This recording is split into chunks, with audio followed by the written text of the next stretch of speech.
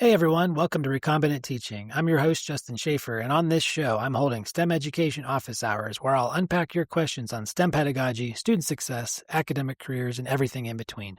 I've taught about 10,000 students in my 13 career, and, just like you, I've spent countless hours in the trenches working with students, helping them learn how to succeed in college and beyond. Through hosting this show, I hope that we can learn from each other, solve some problems, share some tips and advice, and ultimately improve STEM education together.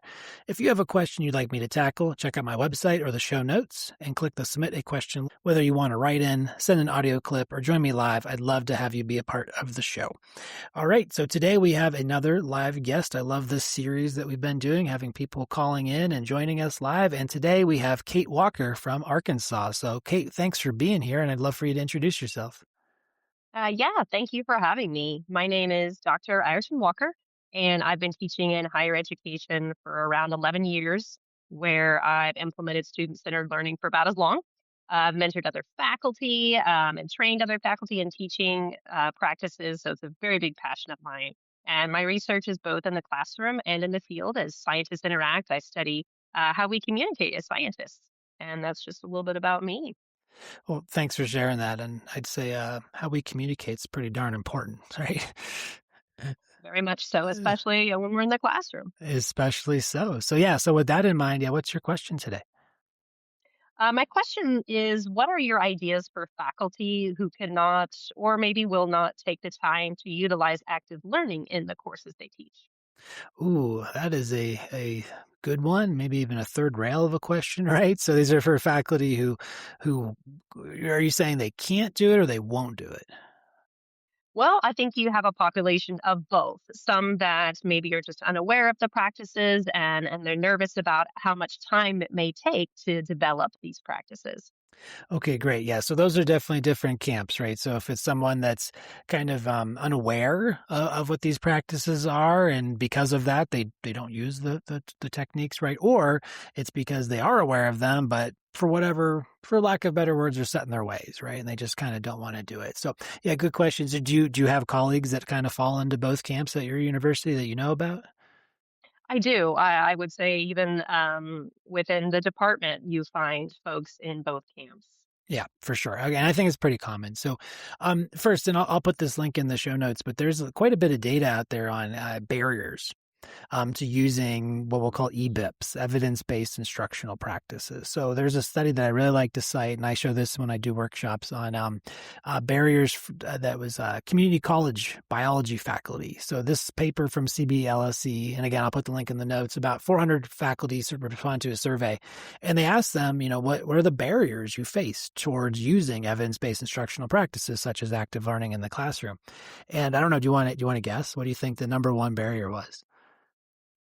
The time it takes to prepare. So I was actually number two. So the time Oh, time to prepare was number two, for sure, right? Prep time, but also time in the classroom, right? How do you actually do active learning in the classroom when you got stuff to do? So that's number two. And then number one, though, is related to that because the time you spend in the classroom, in some people's mind, to do active learning, that means less time you have to cover a ton of content. Okay, so that was number one, content coverage. And, you teach human phys, I teach A&P. We know from that world there's a ton of content to cover. Intro bio, same thing, Gen Chem, Calc 1, you name it, right? There's just so much in these books.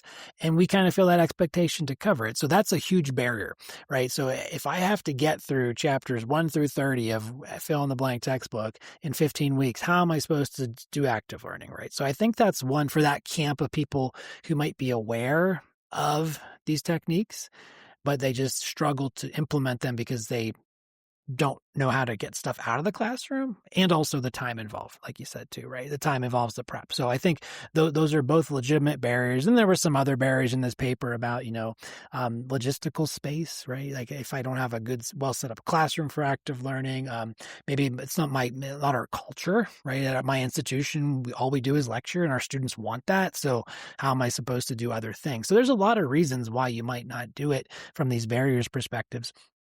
But maybe we can focus on the first two, right? And that can help faculty listening maybe come up with some ideas. So and I know you're doing a lot of active learning, right?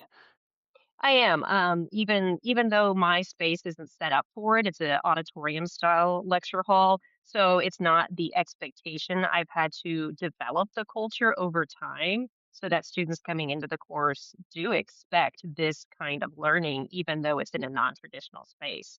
And it's a lot of students at once too. So I think another component is how do I do active learning in large groups? So I'm kind of adding on, I know, to the question here, but what would you say to those that are trying to do this for a large space where you have 400 students in a room? Yep. Yeah, you can layer on as much as you want here. I mean, there's so many ways to Mhm. talk about this and unpack it. And I'll punt on that question just because those of you listening now, you can go back to episode 2 when I had Carter Moulton on from School of Mines here in Golden, my colleague, and he asked me that question: how do you handle active learning in large lectures? So kind Mhm. of a little homework assignment for y'all to go check that out. But my short answer to that is you can totally do it, absolutely, number one, but you just have to kind of tweak your approach. Maybe you don't do the traditional worksheet, long form exercises, active learning, discussion focus, but rather you do short, 30-second, 1 minute, use technology like clickers to enable it, things like that. So you can totally do it in big classes and bigger groups and auditoriums. You just might have to rethink a little bit how you do it. Going back to your original question of the people who either won't do it or can't do it because of, again, maybe time it takes and content coverage. So one thing for content. So my biggest advice for this is, now this is maybe a big shift for some people, is to try to move some of that content outside of the classroom or cut it completely. Okay. And that could be scary on both fronts, right? But if you take some content out, and one way to do that is think about it of alignment, the idea of alignment, right? So what are your learning objectives? What do you want your students to be able to do? So if you actually think of those in mind first, and this is the idea of backward design, you start with that first, then you look at, okay, well, why am I doing all this stuff with fill in the blank, immune system topic or, respiratory system? Do I really need to cover that? Does that actually tie to my learning objective? And if it doesn't, it's not aligned, just cut it out, right? So that's going to save you some time in class. And then also number 2 is if you can assign some of the pre-work, so move some of the content ahead of time, just basic stuff, basic definitions, basic concepts, basic labeling diagrams, things like that in a bio sense, that can again help free up some class time to actually use that material and apply it and do some active learning. Now that might take a brain shift to think about pre-class work, and there's a whole host of problems with that too, right? How do you get students to do the pre-class work? How do you get them to do the reading? All these, it opens up more cans of worms. But I'm sure I'll be talking about that in a future episode. How do you get students to do the pre-class work? But that can definitely help. So think again about aligning your content to their learning objectives, cutting some, and then moving some stuff outside of class. That should help free up some time during class to actually do the active learning. So I don't know, have you tried any of those strategies that have worked for you? Oh, definitely. I have, since it's a biology, specifically human physiology course, a lot of some of that basic structure components, labeling, we can get done ahead of time. And it is, it takes several semesters, I would say, to get Yeah. students to understand what components they can master on their own and what should be done in class. But again, I really believe it goes back to the classroom culture that you develop and the expectations you lay down on day one for your students. If you start with these active principles, if you start with the expectations that they are supposed to do this pre class work, then it really helps in the whole semester flowing for you. And I'm just hoping that maybe we can give listeners an easy, maybe something that doesn't require a whole lot of outside preparation that they could easily implement their first semester of active learning. So, what would you advise maybe the first semester someone's implementing active learning? What's something easy they could try? Ooh, that's a good question too. I think whatever you do is it's got to feel right, and that can be challenging. So, and that's could also be another reason why people don't try these techniques because they've not found what kind of fits their style. They haven't found their niche with it. So one of the biggest things you can do with this is go watch other people teach and see how they use active learning live. Right? You can go watch them, see how it works for them, and then you'll get some ideas for yourself. But just because it works for you doesn't mean it's going to work for me, right? So you do have to tweak and iterate and feel it works out. Like for me, I just kind of suck at jigsaws. I don't know why. They just don't work for me. I've never facilitated them right. if you're not sure what a jigsaw is, those of you listening, that's the idea where you get students in groups. Maybe let's say you have 64 to make an even number. You have 8 groups of 8. I know that's huge, but right, 8 groups of 8. Each 8 will research a certain thing, and then you shuffle. So now the new groups are one person from each of the original 8. So it's like a jigsaw puzzle, and they're supposed to teach each other and learn something.